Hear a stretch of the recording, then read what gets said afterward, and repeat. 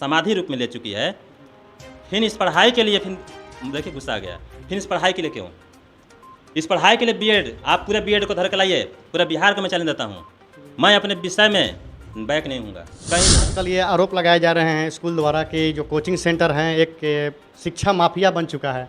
लोग पढ़ाई से ज़्यादा अपने कोचिंग को प्रमोट कर रहे हैं, पैसा के पीछे भाग रहे हैं। सर, इसमें क्या सच्चाई है? 10 साल के बाद यही रोड पर सीबीएसई से पढ़ा हुआ लड़का ठेला गुंटी चलाएगा, ठेला पर चना बेचेगा। अमेरिका में अंग्रेजी बोला जाता है, इंग्लैंड में अंग्रेजी बोला जाता है, फ्रांस में अंग्रेजी बोला जाता है। सभी लोग अपने अपने अंग्रेजी को बोलते हैं।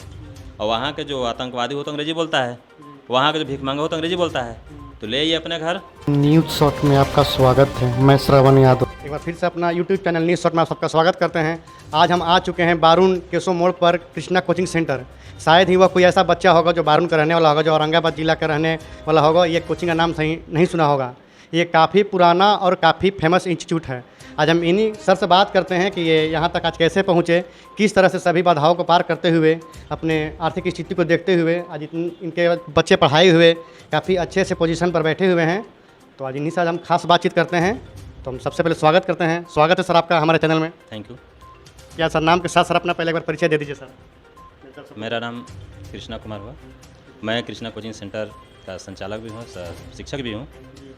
और इस क्षेत्र में मैं 2002 से। सबसे पहले आप हमको ये बताइए कि सर आपने ये लाइन ही क्यों चुना, और सर इसके प्रति आपका कितना मतलब आपको सहयोग मिला घर से या बच्चों से? पढ़ाई के लिए सहयोग नहीं, इच्छा शक्ति ज़्यादा जरूरी होती है।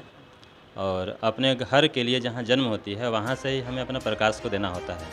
चाहे जिस क्षेत्र में रहें, उस क्षेत्र के लिए हमारा प्रकाश वहाँ तक पहुँचना चाहिए।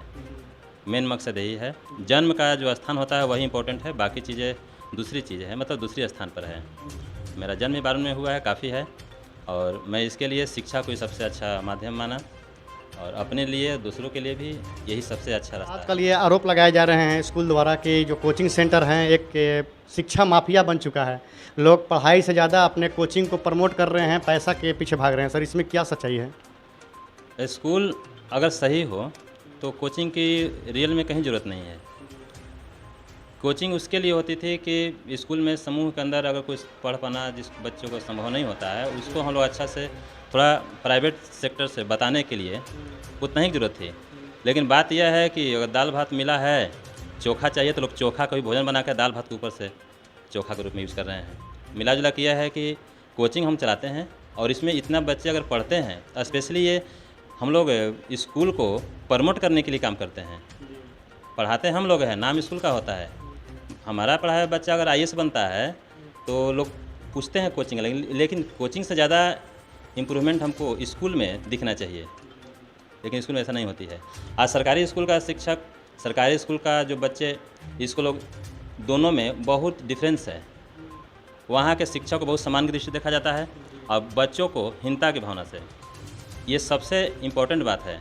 प्राइवेट स्कूल के जो बच्चे होते हैं उसको बहुत सम्मान की दृष्टि देखा जाता है और उसको शिक्षक को बहुत हीनता की दृष्टि देखा जाता है। सर, ये एक और आरोप लगाए जाते हैं कि किसी भी शिक्षक को किसी एक विषय पर ही अच्छा से पकड़ करना चाहिए ताकि अच्छे से उस बच्चे को एक विषय के बारे में समझा सके। लेकिन कोचिंग वाले क्या करते हैं सर, सभी विषय पढ़ाना चाहते हैं पैसा के लालच में। तो सर इसमें क्या मतलब एक कोचिंग संचालक सभी विषय पढ़ाने में सक्षम है या सिर्फ एक पैसा का उद्देश्य है उसके पीछे? नहीं, कोई भी व्यक्ति का एक विषय बहुत ज़्यादा स्ट्रॉन्ग होता है और मजबूरी अगर होती है, शिक्षक नहीं है, तो वहाँ पर उन लोगों को अपने लेवल के आधार पर ज्ञान दिया जा सकता है। जैसे हम बीएससी तक पढ़ाते हैं और मेरा प्रैक्टिस 2002 से आज तक सभी विषयों पर रहा है। ज़रूरत पड़ गई हमको 2005-06 में जब हम अपना क्लास को हायर लेवल के लिए जब शुरू किए तो मैथ पढ़ाते थे।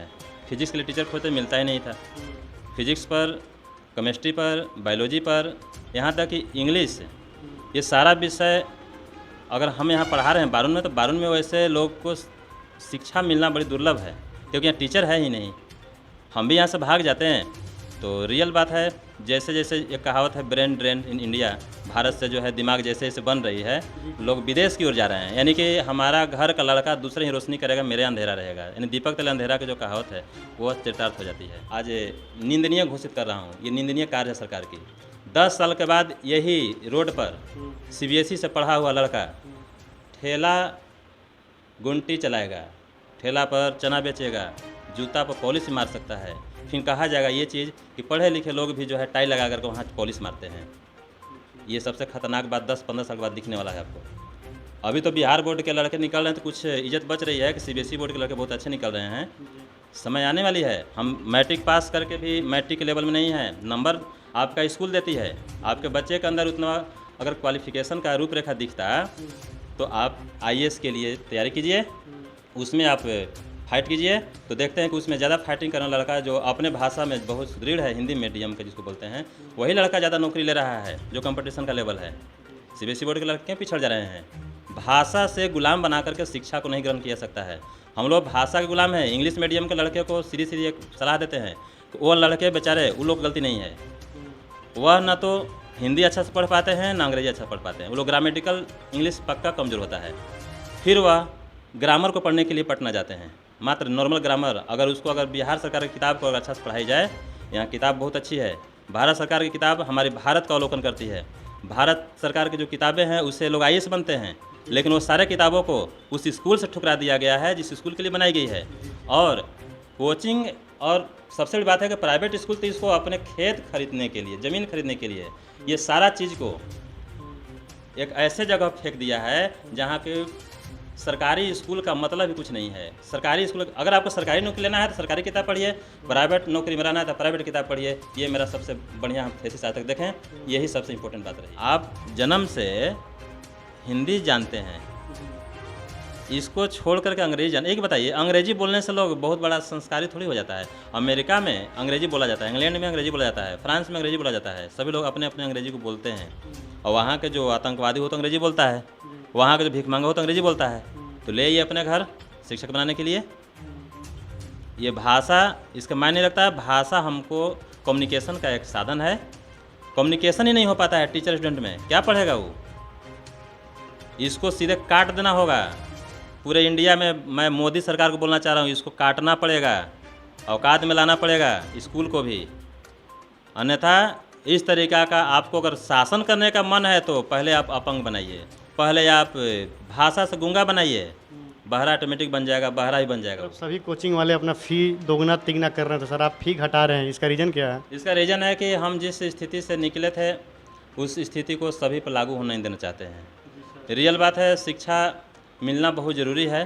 शिक्षा के लिए जगह बनाई गई थी सरकारी, लेकिन सरकार इतना गंदा तरीक़ा से उसका पेशकश है, जिसको बोलते हैं कि सरकार अगर चाहती है कि हमें सब कुछ देती, नहीं, सरकार हमसे इतना चीज़ छीनती है, बदले में कुछ देती है तो लोग उतना ही खुश हो जाते हैं। सरकार हमें कुछ नहीं देती है। एक बात बताइए, आईएएस बनने के लिए किसी भी तरीक़ा का कोई ट्रेनिंग की ज़रूरत नहीं पड़ती है डायरेक्टली कि आप ये सर्टिफिकेट लाइए, भाई तैयारी कीजिए। ये शिक्षक बनने के लिए, बीएड करने के लिए, टीचर ट्रेनिंग करने की क्या ज़रूरत पड़ गई? और फर्स्ट बार आपको क्या ज़रूरत थी कि इसी तरीक़ा से डायरेक्ट बिना किसी ट्रेनिंग के घुसा लिए। पढ़े लिखे लोग, आप जो कहने का मतलब है कि भागते भूत को लंगोटी भला कहावत अब सुने होंगे। जो लंगोटी पर था, जिसको पैंट ही नहीं था, इसको बोला जाएगा।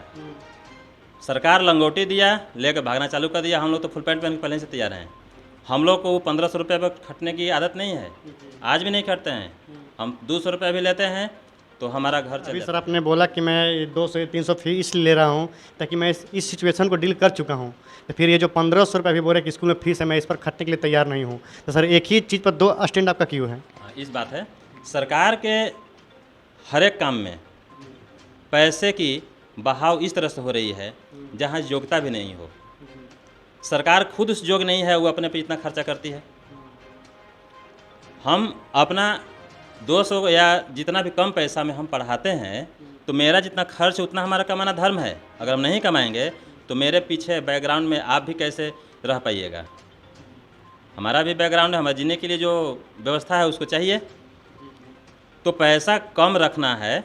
सरकार पैसा स्कूल पर एक स्टूडेंट पर लगभग 1000 रुपये खर्च करती है, लेकिन सरकार उसको खर्च करती है तो क्या सरकार उस खर्च करने के लेवल का टीचर बहाल की है? बच्चे, अभी हम रोहतास में सुने कि डीएम जो है ये अनाउंस कर दिए हैं कि 9 बजे के बाद कोचिंग नहीं चलेगी। हम पूछना ये चाह रहे हैं डीएम साहब से कि एक बात बताइए, आप अमीर घर के होंगे तब तो कोई दिक्कत नहीं है, गरीबी में होंगे तो आपको ट्यूशन अगर हटा दिया जाए, कोचिंग हटा दिया जाए, तो स्कूल में आपको पर्पसली हर चीज़ की पढ़ाई नहीं हो पा रही है। लेकिन इनका इसके पीछे कारण यह था सर कि ये कोचिंग चलने से स्कूल में जो बच्चे नहीं जा पा रहे थे, इसलिए ऐसा किया जाएगा। स्कूल में बच्चे नहीं जा रहे थे। एक बात बताइए, बालू, अब बात आ जाती है, हमारे यहाँ बारून में बालू का आदमी नहीं बेचा है। बारून के साथ साथ बहुत जिला के आदमी यहाँ बालू बेचा है। क्यों?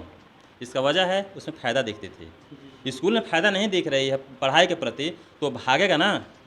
आज हम देखते हैं कि 30-30 किलोमीटर दूर से जो लड़के आ रहे हैं पढ़ने के लिए जिस शहर के अंदर में, वो लोग अगर 12 बजे हमारा कोचिंग रहता था या रहती है, तो लोग वहाँ से आराम से आते हैं पढ़ के और फिर दिन में दिन चले जाते हैं, वही काम। लेकिन हाँ, एक बात और है, हम STT पास 2012 में हैं, हम BEd नहीं करेंगे भी नहीं BEd, यह बात बताते हैं। हमारे पास उतना पूंजी नहीं है कि हम BEd कर पाएंगे।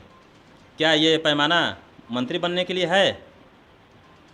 क्या ये पैमाना विधायक बनने के लिए है? क्या ये पैमाना मुखिया बनने के लिए है?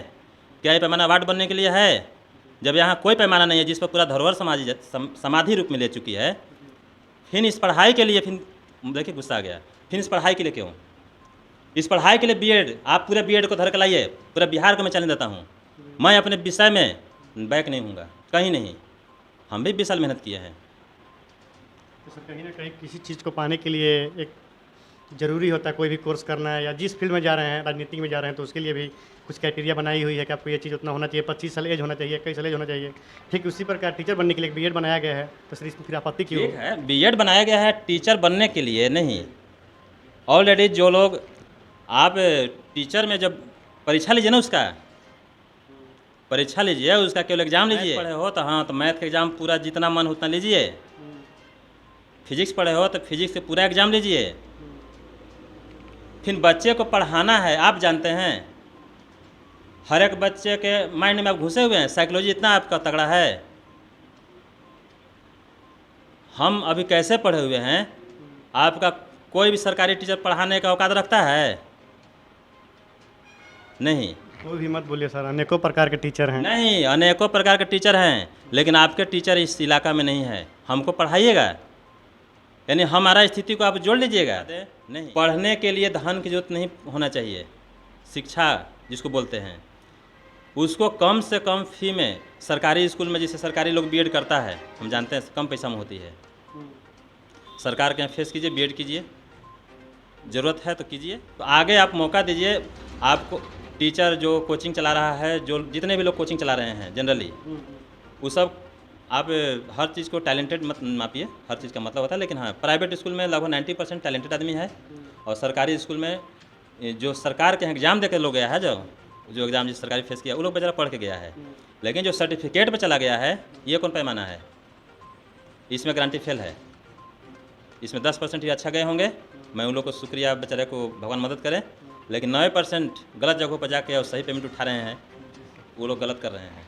चलिए, जैसा कि आपने कृष्णा सर की सभी बातों को सुना, अगर आप इनकी बातों से सहमत हैं तो इनका भी नंबर दिया गया है 9122544351, या फिर मेरे कमेंट बॉक्स में कमेंट करके बताएं कि इनका कौन सी बातें आपको अच्छी लगी